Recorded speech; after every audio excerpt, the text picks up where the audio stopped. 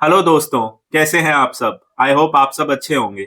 मेरा नाम है पीयूष विरमानी और मैं हूं एक सेबी रजिस्टर्ड रिसर्च एनालिस्ट। आज की इस वीडियो में हम रिव्यू करेंगे आने वाली एसएमई आईपीओ का, जो है कैपिटल नंबर्स लिमिटेड का। क्या करती है ये कंपनी, कैसे हैं इसके फाइनेंशियल्स और क्या इस आईपीओ में आपको सब्सक्राइब करना चाहिए। ये आईपीओ ओपन हो रहा है 20th ऑफ जनवरी से and will be getting closed on 22nd of January. Capital numbers company start हुई 2012 से, so it is almost a 12 year old company. Company का काम है digital consulting, IT engineering services provide करना अलग अलग businesses को, including the startups. As on 30th September 2024 company के जो एक्टिव क्लाइंट्स थे दैट वर अराउंड 250 एंड अभी तक मोर देन 1000 क्लाइंट्स को ये कंपनी वर्ल्ड वाइड अपनी सर्विसेज प्रोवाइड कर चुकी है। इस कंपनी के क्लाइंट्स इंडिया में ही नहीं ग्लोबली प्रेजेंट है। ये कंपनी अपनी सर्विसेज ग्लोबली भी प्रोवाइड करते हैं। जो इस कंपनी के सबसे चार बड़े प्रोडक्ट्स हैं, the first one is custom software development. As per the need of customer ये अपने सॉफ्टवेयर को डेवलप करके देते हैं सो दैट जिसकी हेल्प से कस्टमर अपने बिजनेस को इफेक्टिवली स्केल कर सके, उसके ऑपरेशंस थोड़े इजी हो सके। The second one is web based development. आजकल कोई भी बिजनेस बिना वेबसाइट के एग्जिस्ट नहीं करता। तो ये वेबसाइट बनाने का काम करते हैं, चाहे वो डायनेमिक वेबसाइट हो, फिर चाहे वो किसी ई कॉमर्स प्लेटफॉर्म के लिए हो। ये हर तरह के कस्टम के लिए अपनी वेबसाइट को डेवलप करके देते हैं। The third one is app development. चाहे आपको आईओएस या फिर एंड्रॉइड किसी भी प्लेटफॉर्म के लिए अपने बिजनेस के लिए ऐप की जरूरत है, ये उसके लिए एक ऐप डेवलप करके देते हैं। Next is quality assurance. ये कंपनी प्रोवाइड करती है automated and manual testing so that आप अपने सॉफ्टवेयर को चेक कर सके कि आपका सॉफ्टवेयर कितना रिलायबल है, और अगर उसके कुछ इश्यूज हैं तो वो एंड यूजर के सामने आने से पहले ही सारे इश्यूज डिटेक्ट हो जाएं और फिर उसको सोल्व किया जा सके। आईपीओ की बात करें तो इसमें जो प्राइस बैंड रखा गया है that is around 250 to 263 rupees per share. एक लोट में होंगे अराउंड 400 शेयर और जिसके लिए आपको पे करने होंगे मिनिमम 1,05,200 रुपीज।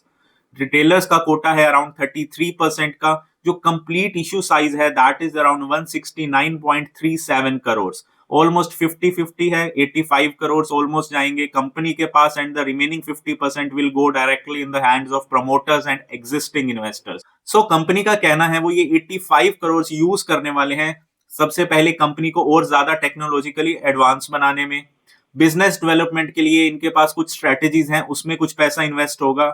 इनकी सब्सिडरी है उसमें ये इन्वेस्टमेंट करना चाहते हैं। And the fourth one is inorganic growth पर कंपनी फोकस करना चाहती है थ्रू सम अनआइडेंटिफाई एक्विजिशंस।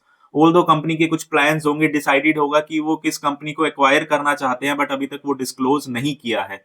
अब बात करें कंपनी के फाइनेंशियल्स की, बिकॉज कंपनी के फाइनेंशियल्स सबसे ज्यादा इंपॉर्टेंट होते हैं, वही कंप्लीट कंपनी की हेल्थ को शो करते हैं। क्या ऐसी कंपनी में आपको इन्वेस्ट करना चाहिए या नहीं। एज ऑन 31 मार्च 2022 कंपनी के जो एसेट्स थे that were around 48.72 crore. 23 and में हो गए 68.95 करोड़ एंड 24 एंड में हो गए अराउंड 73 करोड़ के। So assets year to year basis पर ग्रो कर रहे हैं। रिवेन्यू की बात करें तो 22 में कंपनी का रिवेन्यू था अराउंड 70 करोड़ और जो अब जाकर हो चुका है अराउंड 100 करोड़। सो रिवेन्यू भी ईयर टू ईयर बेसिस पर कंपनी का ग्रो कर रहा है। प्रॉफिट आफ्टर टैक्स देखें तो 22 में कंपनी का जो नेट प्रॉफिट था दैट वाज अराउंड 16 करोड़ और अब हो चुका है 26 करोड़। नेटवर्थ भी कंपनी की ईयर टू ईयर बेसिस पर इंक्रीज हो रही है। Reserves and surplus of the company are also growing on year to year basis. Borrowings company की एज ऑन 31 मार्च 2022 थी अराउंड 1.16 करोड़ की, जो अब नील हो चुकी है। कंपनी अपनी सारी बोरोइंग्स को पे कर चुके हैं। फाइनेंशियल पैरामीटर्स की बात करें तो आईपीओ आने से पहले जो कंपनी का ईपीएस है दैट इज अराउंड 12.25 और आईपीओ आने के बाद हो जाएगा 11.19 का। पीई रेशियो अभी है 21.46 की और आईपीओ आने के बाद रह जाएगी 23.5 की। सो ईपीएस जिस भी कंपनी का जितना ज्यादा है इन्वेस्टर्स के लिए उतना बेनिफिशियल है, और पीई रेशियो जितनी कम है और आप उस टाइम पे उस कंपनी में इन्वेस्ट करते हैं तो वो आपके लिए एक अच्छी वैल्यू इन्वेस्टिंग बनता है। सो अभी के लिए जो ये कंपनी अपना आईपीओ लेकर आ रही है this is not quite over valued, so almost at par valuations है। कंपनी ओवर वैल्यूड इस पॉइंट ऑफ टाइम पे अभी नहीं है। कंपनी की स्ट्रेंथ की बात करें तो जो सबसे बड़ी स्ट्रेंथ इस कंपनी की है वो है सेटिस्फाइड कस्टमर्स। इनके जो कस्टमर्स हैं वो इनकी सर्विसेज से काफी सेटिस्फाइड हैं और इसी कारण इनफैक्ट इनका जो ये अच्छा कस्टमर बेस है वही सेल्स में इंप्रूवमेंट ला रहा है। ईयर टू ईयर बेसिस पे कंपनी की सेल अच्छी ग्रो कर रही है। And the second one is जो ये बिजनेस मॉडल है ये आने वाले टाइम में और भी ग्रूम करने वाला है। So this business is quite scalable और इसके लिए इनकी जो मैनेजमेंट है वो काफी एक्सपीरियंस्ड है। सो आने वाले टाइम में इस कंपनी के ग्रो होने के चांसेस अच्छे हैं।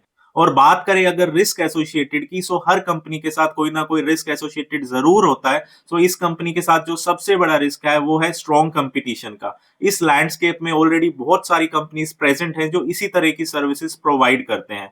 सो इसी कारण जो इस फील्ड में अब कंपनीज हैं उनके मार्जिन काफी कट थ्रोट हो चुके हैं due to strong competition. And the second risk is frequent advancements. आजकल टेक्नोलॉजी हर घंटे हर मिनट में इवॉल्व कर रही है। सो उसी फ्रंट पर इस कंपनी को भी रेडी रहना होगा सो दैट ये उन सब चैलेंजेस को फेस कर सके। अगर ये करते हैं तो कंपनी के ग्रो करने के चांसेस अच्छे हैं। नाउ द मेन क्वेश्चन, क्या इस एसएमई आईपीओ में आपको सब्सक्राइब करना चाहिए? अगर आप एक लो रिस्क इन्वेस्टर हैं then you should never invest in any SME company और एनी एसएमई आईपीओ, बिकॉज ये कंपनीज अभी एक नेसेंट स्टेज पर है और काफी ज्यादा वोलेटाइल होती हैं, which is not suitable for the low risk investors. अब बात करें मीडियम रिस्क इन्वेस्टर्स की एंड हाई रिस्क इन्वेस्टर्स की, सो ये लोग बेसिकली इस आईपीओ के लिए अप्लाई कर सकते हैं अगर ये इन स्टॉक्स को थोड़े लंबे समय के लिए होल्ड कर सकते हैं for more than 2 to 3 years, because ये कंपनी अभी ग्रोइंग स्टेज पे है। सो अगर इस कंपनी की आगे अर्निंग्स अच्छी रहती है तो उनके स्टॉक प्राइसेस में काफी अच्छी ग्रोथ देखने को मिल सकती है। But year to year basis पर कंपनी के रिजल्ट्स पर नजर रखनी होगी। अगर ये कंपनी अच्छा परफॉर्म नहीं करेगी, इसके प्रॉफिट मार्जिन डिक्लाइन होंगे, तो स्टॉक प्राइसेस भी काफी डिक्लाइन हो सकते हैं। सो अगर आप लॉन्ग टर्म के लिए होल्ड कर सकते हैं एंड मॉनिटर कर सकते हैं then you can invest in this SME IPO. और बात करें अगर लिस्टिंग गेन्स की, सो इस आईपीओ से जो लिस्टिंग गेन्स एक्सपेक्टेड है वो है around 60 to 70%। But let me remind you, listing gains are very dynamic in nature. ये डे टू डे बेसिस पर चेंज होते हैं। आज जो 60% है, हो सकता है लिस्टिंग वाले डेट पर ये लिस्टिंग गेन्स सिर्फ 6% रह जाए। सो मेक श्योर अगर आप ये रिस्क बियर कर सकते हैं तभी इस आईपीओ के लिए अप्लाई कीजिए। और किसी भी आईपीओ में इन्वेस्ट करने से पहले कंपनी के बारे में एक बार आप रिसर्च जरूर कीजिए, अपनी रिस्क एपेटाइट को जरूर कंसीडर कीजिए।